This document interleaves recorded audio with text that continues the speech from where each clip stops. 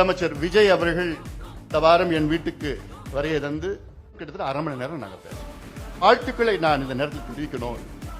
60 ஆண்டுகளுக்கு பிறகு ஒரு தமிழ்நாட்டுக்கு ஒரு மாற்றம் வந்து இருக்கிறது. இளைஞர்கள் உங்களால் அரசியலில் வந்திருக்கின்றார்கள். கடந்த 5 ஆண்டு காலம் ஒரு மோசமான ஒரு ஆட்சியை தேர்வு செய்தார்கள். ஆனால் மோசமான ஆட்சி கிடைத்தது அவர்களுக்கு.